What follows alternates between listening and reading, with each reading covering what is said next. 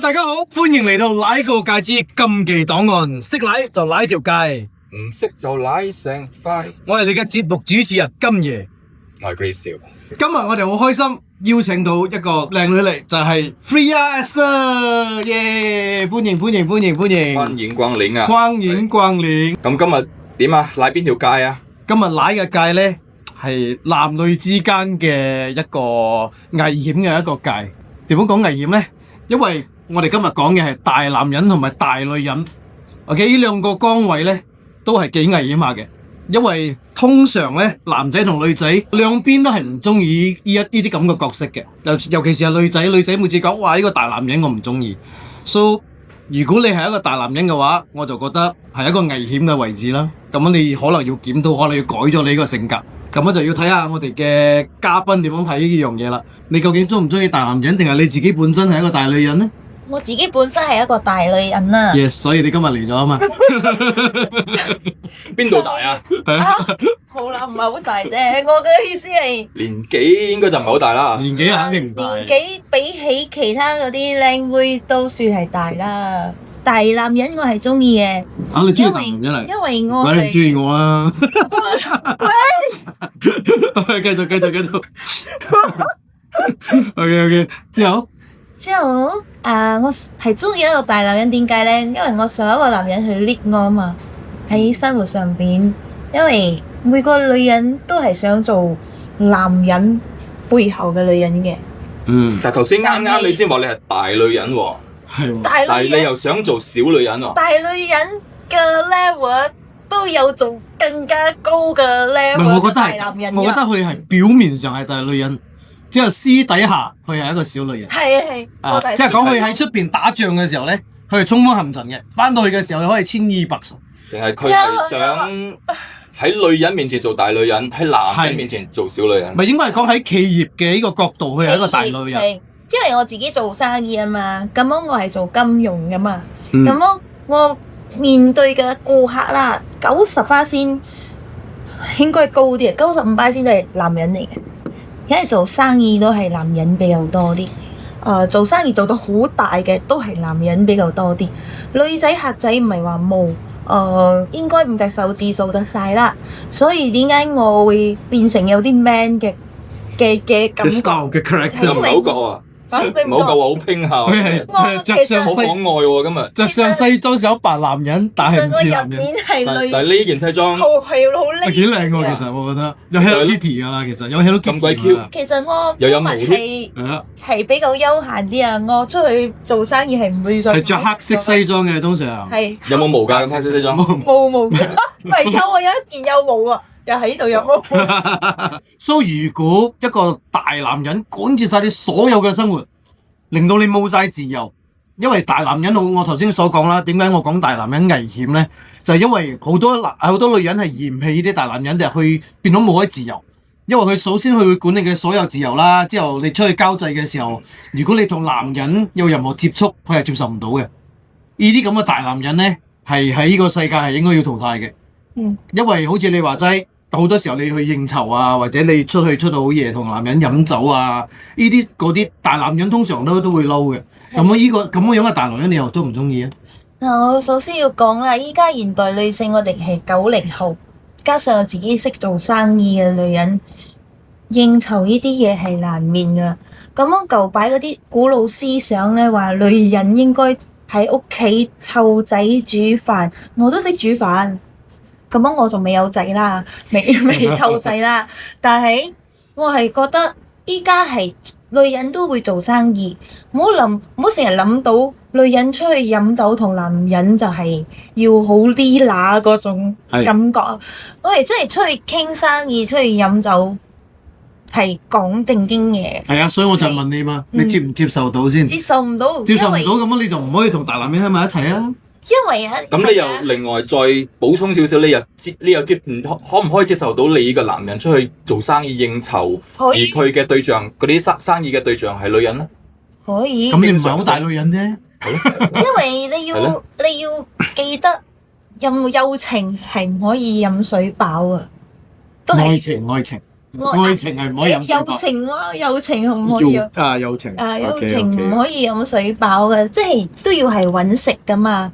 咁我睇下佢係咩行業噶咯，就好似阿 Bad Dog 所，佢係影靚女嘅。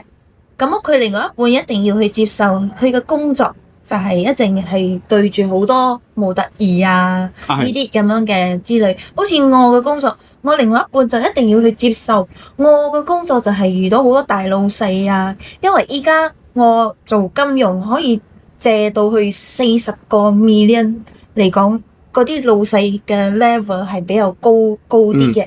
咁如果你成為嗰個大男人，你接受唔到你另外一半係做呢樣嘢嘅話，會好有影響咯。因為一個人啦係唔可以因為愛情而丟棄佢嘅工作，係同埋佢個人成長，因為呢個係佢嘅 strength 嘛，他的能力就是在這個範圍。你冇可能阿堅今日我同你一齊，你幫我換咗你嘅份工去嚇，佢唔想係啊？大男人係會咁嘅喎，佢要大男人係咁噶嘛？係啊，即係佢一大男人係開咁噶嘛始同你一齊嘅時候，即係啱拍拖嗰陣，可能佢唔會介意，係佢知你做邊行，甚至你可能做明星做乜嘢嚇。但係若果佢同你一齊之後正式確立嗰個關係，佢以後係要同你結婚生仔，呢啲咁嘅嘢，佢叫你哋明星唔好再拍戲啊，係啊係啊。就好叫你哋唔好再去做生意，唔好再我自己去都睇唔少嗰啲，我自己睇唔少 which is 係佢哋嚟參加選美啊，參加到一半無端端走咗，之後 what's the reason？個 reason 就係個男朋友講緊我，係咯，個男朋友唔俾去參加選美，呢我都係，啲咪大男人咯。我都係。係啊，而家個問題嗱，睇清楚問題啊！問題係你接受唔接受到一個大男人去控制你所有嘢？你會唔會為咗呢個人？你真係好似 let's say 你中意咗一個大男人，你會唔會為咗你犧牲而轉咗你份工，或者唔去參加啲好似你講選美啊嗰啲咁嘅樣嘅嘢？你會唔會咁做啊？我曾經講翻我嘅歷史啦。我曾係會嘅經我第一任男朋友X 啦，我之前係攞到 LV Louis Vuitton 嘅 internship 嘅，我係有被 offer LV offer 我喺嗰度做 internship 嘅。嗰時候 internship 係通常係600蚊啫一個月，因為係讀緊大學噶嘛。咁LV 咧俾到我1000，但係佢俾我走唔同嘅 branch， 就好似去 KLCC 啊，去 The Gardens 啊，仲有一個係邊度咗唔記得 Pavilion，即係咁樣走嘅。咁佢咧就講：喂，我唔中意你做 LV 啊，因為你日日對住公子哥兒，我冇安全感。由你點做咧？係啊，真係冇做，真係唔做 LV。即係為咗去放棄呢份工。係咯，嗰個舊年先啱啱再選美啊，其實我2015年有選過咗噶。咁我嗰時候咧，我嘅 X 又係同我講，如果你愛繼續行呢一行，你就要同我分手。我唔可以接受我嘅另外一半係入娛樂圈嘅， OK，咁你點做啊？又退出咗，一出道就退出咗咯，所以佢真係又翻去。戀愛腦嚟嘅，所以我嚴重係戀愛腦。我咁樣客觀，啊，我客觀啲咁分析，其實女人並唔係唔中意大男人，其實佢哋接受大男人。係口是心非，佢哋當然會話我唔中意大男人啊，但係其實個個女人都中意大男人嘅，只係佢哋中意嘅咧係有能力嘅大男人。係即係若果你要大男人，你要管我唔緊要，你真係管得住，同埋你真係有呢個能力養得起我，俾得起嗰個生活我好願意聽，俾你去 lead 我噶，好願意聽晒你話，俾你做決定嘅。係啦而，我哋係最怕，佢哋應該係最怕嗰啲有冇能力，又管治晒，又中意管住晒，管治晒。又乜都唔得，你乜都俾我唔到，但係又唔俾我自己去揾，佢哋就會唔中意。佢哋所謂嘅唔中意大男人。咁樣你嘅 X 有冇能力啊？你嗰陣時覺得哇！呢個敏感問題啊？係喎，有啲敏感咁啊，咁喎。啊，OK，都係好似頭先佢講到啦嘛，佢講到係冇能力之下管治晒，咁樣就唔係好好，真係唔得啦嘛。咁啊，如果嗰個人有能力之後，佢又叫你咩都唔准做，淨係留喺佢身邊，你會唔會做咁嘅角色啊？曾經做過，我曾經係啊，做即係曾經做過，而家嘅你我講緊，但係就係依家我勇敢咁做自己嘛。OK，so majority 係咪可以咁樣 conclude that majority 嘅女人都唔係好接受到一個冇能力嘅男人去管住晒。OK， 就算係有能力都好，去管住晒嘅同時，你會企喺你自己嘅角度，覺得呢個值唔值得去為佢而放棄？即係如果你有自己嘅中心思想嘅話，你係唔會咁容易受一啲大男人影響嘅。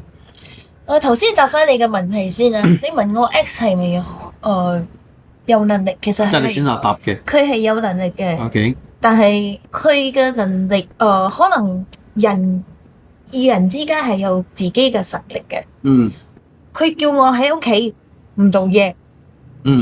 但係我喺出邊可能我可以賺20,000一個月，但係喺屋企佢俾我3,000一個月，咁樣就咪即係冇能力咯？呢個咪就係我所謂嘅冇能力咯。咁就變咗哇！佢唔係佢而家佢嘅意思唔係咁，你知冇？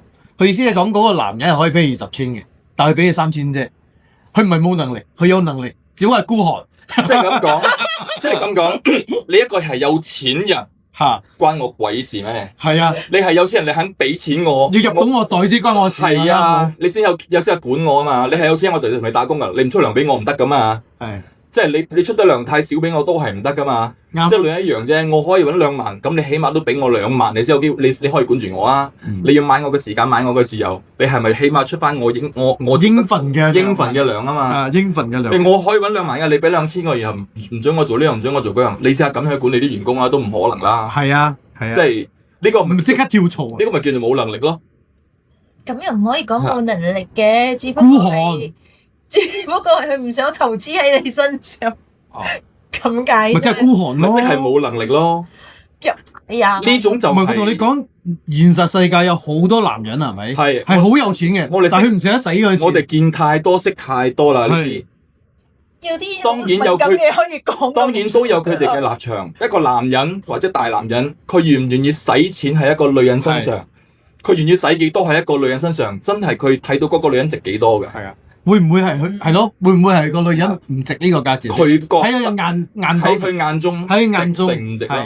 係咯，可能我就係唔值啦。唔係可能你唔係唔值，只不過喺佢嘅眼中你唔值啫。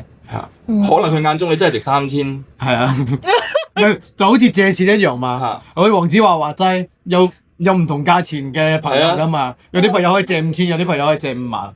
有啲朋友借幾百蚊，你都覺得嫌多啊？你有能力去揾2萬都係你嘅事嘛？你揾到又唔係俾佢嘅，佢咁講啊嘛。總之佢揾到，佢會俾你係俾3,000㗎咋。都有啲咁嘅男人，大男人起嚟都會咁樣諗。係啊。不過其實我覺得呢啲咁樣嘅大男人，尤其是做生意嘅男人，都未至於到最乞人憎。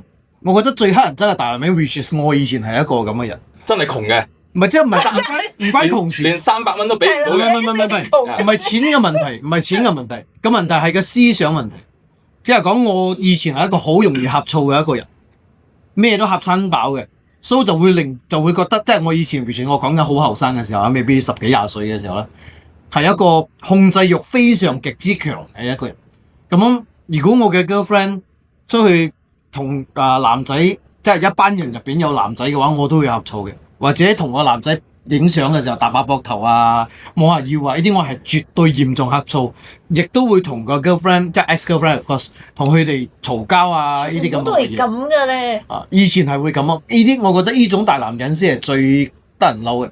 我又未至於咁諗喎，大部分男人都唔會中意自己個女人出去同第啲男人。唔係啊，我唔係講緊同第啲男人啲，我係講緊有男有女嘅一啲好似group 啊。group 即係 friend 啊 ，group of friends。就算group outing，就算唔係你所講得咁大男人 ，OK， 我唔介意，唔等於我中意噶嘛。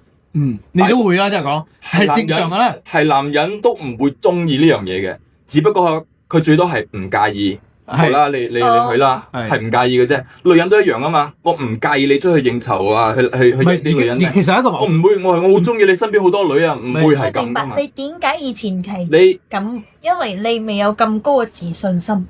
其實唔係啊，我不嬲好有自信心。同埋而家嘅角度，而家嘅對大男人呢個角度同以前嘅年代唔同。以前嘅年代係講緊你打老婆先叫大男人，即係女人一定要係嫁咗人之後就唔該喺屋企湊仔煮飯，唔准出去做工，即係呢啲啊嘛。但係嚟到而家呢個年代嘅話，女人睇大男人呢樣嘢嘅角度又唔同咗啦，因為而家嘅女人其實真係唔使靠男人俾錢，你俾當然係要，但我唔係靠你嘅，但係佢哋所以佢哋而家嘅眼中所見到嘅大男人係點樣嘅大男人咧？依家我點樣先算係大男人？點樣算係大男人？我可能管你少少，你都覺得係大男人噶啦。我嘅理想型大男人就係佢有自己嘅事業啦，咁樣佢可以到一個將佢自己嘅事發揮到一個好極致嘅階段啦，即係 do the best version 喺佢嘅事業嗰度。跟住好似我哋呢啲都係標緊事嘅女仔嚟講啊，我唔係好到好 established 嘅 business 啊，我係想同呢啲男人學嘢嘅。即係我簡單用4個字形容啊，霸道總裁。係，但係係個個女人都好愛㗎啦。嗰個錢大男人咪大男人咯，你霸道咪霸道咯，最緊要你係總裁，你唔好係蠢材，唔好係你係霸道，但係你係蠢材，即係有就嘢嗨啦㗎啦。嘢學啦，即係有嘢可以幫佢學啦。跟住又其實你話佢需唔需要俾錢我啊？講真，其實女人依家識揾錢嘅世界入邊啦，其實錢你唔俾我都得，但係如果你俾我，我會好開心。佢唔俾錢，我真係覺得佢唔俾錢，可唔可以俾其他嘢你咧？可以啊。例如情緒價啊，情緒價，例如學識其實啦。買啲小禮物都得㗎，你哋唔好覺得女人好物質。係啊講真，其實女人啊係好中意俾人氹。就好似呢個年代我都真係唔會覺得女人太物質㗎啦。你買嗰啲一盒嘅鬧布布啊，送俾佢啊，佢都會開心。呢個年代嘅女人會物質係對窮人先至會物質嘅啫，你只會你個男朋友係窮嘅，你先成日同佢講要揾幾多錢，要努力揾錢。如果你嘅男朋友係一個有錢人，係個巴兜總差嘅話，你係唔會同佢提個錢。係啊。嗱，比如我 example 俾你哋聽啫，就好似我中意飲香檳，係 example 啊，就好似我。所以佢就必須要好識開香檳啊。我就係喺 Paris 嗰度，我想飲香檳。但係如果真正錫你嘅人啊，佢就會講：你中意飲香檳啊，我買一杯俾你啦。我都有一支啊。但係唔錫你嘅人就會飲咩香檳啊？呢個香檳比出邊賣2倍貴啊，嘥錢呢啲。OK，就係都係你總結翻頭先你講嘅嘢啊！總結翻就係你，如果嗰個係大男人，控制欲強，但係好錫你。你係 OK 嘅，係 OK 啊！愛都愛生愛死添啦呢種。其實我係揾大男人嘅，雖然我自己係大女人啦，我都係想揾一個大男人嘅。但係因為男人管女人啊，女人會 feel 到哇，佢管住我，太 take care 我啦。即係所以其關心我。實因為頭先我所講嘅呢個論點就係咁啊，女人其實係中意大男人嘅。係啊。係因為你真係要管得住，你真係有嗰個能力。你有冇能力 hold 得住嗰個？反而我想問你嘅大女人嗰另外一面啊，你介唔介意你嘅男人？既然你咁中意大男人，咁中意把刀總踩嘅話，咁你介唔介意你嘅另一半係小男人？哇！佢唔管你嘅，但係佢真係冇乜。因為一個陰一個陽啊嘛，一個大男人就應該配翻一個小女人，一個大女人就應該配翻一個小男人。冇話絕對應該嘅，好多種 couple 都得嘅啫。如果頭先以你講嗰個危險，就當然係一個大男人遇咗一個大女人嘅一個咁樣，梗係火星啊撞地球啦。係，所以今日嘅topic真正嘅topic係大男人 versus 大女人。所以而家係咪大男人火星撞地球，睇下要撞到爆爆聲點樣撞法先？而家唔撞啊，而家佢好中意啊。唔係啊，而家咪就係去。佢問緊我啊，可唔可以接受小男人啊？你俾我答。你會因為或者咁講啦，你 prefer 頭先你嗰啲巴刀仲踩比較多啊，定係你會 prefer 一個小男人冇乜用嘅，又唔管你嘅喎。哇！佢又唔霸道嘅喎，佢聽晒你話嘅喎，即係完全俾晒你去做一個大女人，你主外就佢主內，得唔得？即係我接受唔到。佢聽你話，佢聽晒你話。我接受唔到喎，因為雖然我係大女人，我係出去同男人做生意啦，但係我入邊骨子裏還是一個女人。女人咧 biologically 啊，生理上啊，係中意依靠人，依靠男人係喺可能喺出邊佢係好剛嘅。哦，我可以幫你 set 得呢個 loan 老細，你唔使擔心。呢個係做生意嘅樣嘛。但係翻到屋企咧，佢點樣叉電咧？就係靠嗰個男人咯。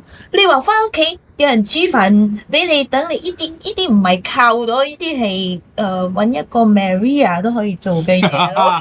OK，咁我俾錢揾 Maria 做咩我要揾另外一個去煮飯？咁你生咗個仔，你生咗個仔要人湊噶嘛？唔係都可以揾奶媽嘅。佢冇理由叫個奶媽做老豆噶嘛？都係 Maria 咯。你亦都可以叫佢做個老豆做奶媽噶嘛？呢個唔係你自己湊大噶嘛？你唔講佢點知男人唔做得奶媽啫？呢個唔係男唔係喎，你唔應該做。你唔係專下喎。如果你而家大女人，你喺出邊大完啦，係喎，即係你翻到屋企嘅時候，你遇到，即係你老公係一個小男人，佢幫你 massage，幫你換埋衫換埋鞋，幫你沖埋涼，幫你即係所有之後煮埋飯俾你食， Maria 做唔到啦啩？係咯，呢啲就唔一樣嘅嘢係啊，咯喎。可以幫你捽下腳啦，幫你舐個戒啦，幫你洗下頭我。想 disclaimer 一下，其實男人係應該同女人分擔家務嘅，依家嘅時候。咁樣事實就係嘅。如果冇工人嘅情況下啦，因為有好多屋企人大男人就唔分擔家務喎，同你講。就係咯，講真啦，你又要一個大男佢人，又中意喎，你又想中意一個巴刀總裁，跟住你要個巴刀總裁做家務，係喎，你唔喂係唔得，你唔係知一個巴刀仲喺翻去攞住個掃把喺度掃地，係啦，諗下個畫面都唔係唔啱啊，唔 make sense 咩？我出邊日理萬機，我唔係我翻到屋企就係想人服侍下嗱，。你哋啲男人就係成日咁樣諗咯。唔係因為點解？我唔係咁嘅意思，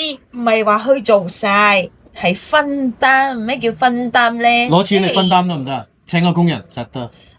就係咯。如果你唔想做，男人唔中意做家務，咁你咪攞錢去請 Maria 做咯即。係講而家冇錢，即係唔夠錢嘅，做唔到大男人啦喺你心目中。我意思點樣分擔啊？係咪咁講啊你聽下，就好似垃圾，可能我冇喺屋企，垃圾滿咗。但係你去倒佢都係可以攞出去掉一下噶嘛，呢啲咪叫分擔家務咯。巴刀仲踩掉垃圾，唔係啩？一定要等到你知啦。等我老婆5日後喺日本翻嚟先至攞個垃圾去掉。現實可能真係會咁噶喎。係喎，大男人可能真係會咁嘅喎。跟住嗰個衫堆到等我老婆喺中國翻嚟先攞去唔係洗。唔係真係有呢個可能問題係大男人係咪日理萬機，即係日日都喺公司做工賺錢應酬，佢翻到嚟佢就攰到死啦，佢又點會諗到呢啲嘢咧？我唔使人哋係咯，呢所以佢唔使，佢真係唔使你，佢真係唔使你去出去應酬㗎，佢只係唔介意你出去應酬咋。係佢哋大男人得你，其實佢真係想娶個老婆翻嚟，家務就係你搞掂。咁我 get and 的咯。如果我哋真係可以大男人到咁嘅 level，我做啊。都得嘅，真係。幫我 hea 住做唔工。係即係講而家你咁，即係如果你同大男人嚟 fight 嘅話，你都唔係好大女人啫。係咯，唔係啊。即係你喺中國5日翻到屋企，着西裝都唔夠你 man 咯，真係咁嘅意思。即係你喺中國5日翻到嚟屋企見到一堆衫，但係你老公係個巴打仲踩，你會唔會喝佢啊？點解唔執衫？唔會。即係得啫。咁你真係都唔係好大女人啫。即係小女人、小男人，你一定唔得啦。我會講一兩句咯，話嗰個垃圾真係要等我翻嚟先掉咩？所以大男人咧，蕉皮都跌落嚟。所以大男人咧，只要你係巴打仲踩嘅話咧，其實係吃香嘅。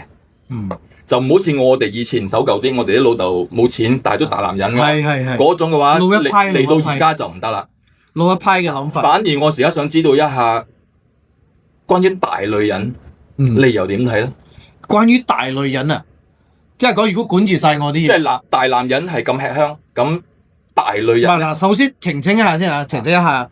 對你喺我嘅生命中出現過即係做過我 girlfriend 嘅，都唔會係大女人。你會唔會俾大女人吸引咧？唔係，你聽我講先。咁樣大女人咧，我本身係欣賞嘅，好欣賞添。但係好多時候 because 我始終雖然我改咗我大男人嘅性格，但係我始終嘅控制欲都仲係有少少強嘅，比起一般人。咁我如果遇上一個大女人 ，of course 大前提係你要接受咗我嘅工作。OK， 前幾集我哋都講過啦，我工作係 surround by 女仔嘅。你睇我 Instagram page 就知啦，一直都有女仔靚女、美姐、model 出現嘅。大前提係你呢個大女人接唔接受到我呢個工作性質先。如果你接受到我呢個工作性質之後，你又想做我身邊嘅大女人，咁樣就要困下咯。咁樣其實真正嚟講係咁嘅。如果你係大女人，我係大男人，兩種困埋一齊嘅時候，係要睇下邊個主外，邊個主內嘅。我再用翻頭先嗰個 logic 啊，要 balance。我再用翻頭先嗰個邏輯啊，即係女人佢會中意啲男人有能力養到佢就可以做大男人啊嘛。咁如果呢個大女人佢嘅能力養到你，你唔需要再去應酬咁多女人，咁佢對你有佢嘅吸引力，對你有冇吸引力啊？嗱，首先咧都係嗰句，我呢份人咧就幾揸緊宗旨嘅。雖然你可以 OK 啦 ，of course 你可以 support 我嘅 career。喺我嘅實質生意上邊，你可以幫到我，你幫得幾多你就幫啦。但係如果你叫我 completely 俾佢養嘅話咧，我係做唔到嘅。好多時候會開玩笑咁講，你養我啦，你養我啦，養我啦。但係我係絕對食唔到軟飯嘅一個人。點解咧？因為首先，當一個人冇咗自己嘅事業，冇咗自己嘅賺錢嘅能力咧，呢個人同鹹魚其實對真係冇咩分別嘅。廢咗啦！佢廢咗。首先之後再加上，如果一個女人真係願意讓你一世。你就一世就按得呢個女人俾你踩住嘅，咁你覺得你可以頂得幾多年咧？未必頭2年 OK 嘅，話我搖腳唔使做，有錢攞。但係問題耐咗日子，你就會覺得你自己委屈喺一個空間入邊，覺得好似喺度坐監，因為你冇咗自由啊嘛。個女人講咩你又要聽乜，咁你其實同一個工人，同一個奴僕冇乜勞力冇乜分別。所以我覺得呢個係一個好唔健康嘅一個 relationship 啦。今時今日你都知頭先講咗啦，女人賺錢嘅能力越嚟越多，越嚟越多獨立女性越嚟越多，即係有賺錢能力去賺錢呢方面已經唔需要單靠男人。咁所以都形成咗，當佢哋需要佢哋都需要愛情噶嘛。係啊。咁佢哋都唔可以 expect 佢哋都揾錢揾咁多，佢哋嘅男朋友個個一定要係有錢人。邊有咁多有錢男人啊？邊有咁多有錢人啊？呢個世界窮人一定係多啲噶嘛。但係到佢哋女人需要愛情嘅時候，佢哋而家就興咗好多啲所謂嘅橫阿姨啦，好多零零仔仔廿幾歲就開始諗唔做嘢啦，都多咗好多呢啲咁嘅。我想補充你頭先嘅問題啊，我都 disagree 你講叫佢放棄佢嘅事業，其實係唔得咁樣。又或者我咁講，即係我相信女人佢唔一定會專制到話你一定要放棄你嘅事業，只不過佢可能會將你嘅事業拉去另外一個方向，唔好再搞呢啲啦，揾得幾多啊？應酬咁多女人就揾唔多，不如我俾啲乜事業你做，令你可以揾更多。collaboration， 因為大家就係企業家同企業家一齊咧，就係 idea 嘅 collaboration 嘅時候。因為女人都想自己男人成功噶嘛。係。即係可以，點解我講大男人同大女人其實係好夾嘅？因為佢哋可以一齊探討個事業，點樣一齊搞大嗰個生意。所以呢個就係我講嘅好咯。又係有好處嘅，因為有好多嘢咧係有好嘅一面同埋唔好嘅一面嘅。當你放大唔好嘅一面咧，就係唔好咯。但係如果你將佢用另外一個角度嚟睇啦。大男人同大女人點樣會出更好個？即係一個大男人同一個大女人，佢哋唔好撞地球，而係要擦火花嘅話咧，就係要喺對方面前做翻少地拉低少少。其實唔關事大細㗎，因為而家係大男人有佢嘅諗法，大女人都有佢自己嘅諗法。咁佢哋兩個唔會嗌交嘅情況之下 ，collaboration， 跟住後。將我嘅資源攞出嚟，將佢嘅資源攞出嚟，我哋一齊 collaborate。即係情侶關係變咗生意拍檔。係，其實咁有得傾，就唔叫做大男人，就唔叫做大女人啦。大部分嘅夫妻唔係大男人，唔係大女人嘅話，就係因為佢哋乜都有得傾啊嘛。會叫做大男人，叫做大女人，當然係會搶奪嗰個主導權。兩個都係要攞主導權，你先至叫做大。究竟聽邊個先？係啊，即係你明我邊個先係主導啊？係啊，如果你又好強，我又好強，係咯。邊個話？如果兩個又可以有得傾，咁就唔係好強啦。邊個其實我已經係有一個諗法咗嘅 for 呢個。其實咧，女人咧係當男人在場啦，係將嗰個 leadership 係俾個男人嘅。又唔係，即係其實係咁嘅。當有朋友在場係咪講緊？即係有喺出邊嘅時候。因為人性。你要識做人啊嘛，男人愛咩愛面啊嘛，咁樣其實咧女人應該喺出邊係 step down 俾個男人。你咁講我就100%贊同啦。係啊，我哋真係最集嘅，就算我唔會自誇，即係自稱自己係一個好大男人嘅人，但係我絕對頂唔順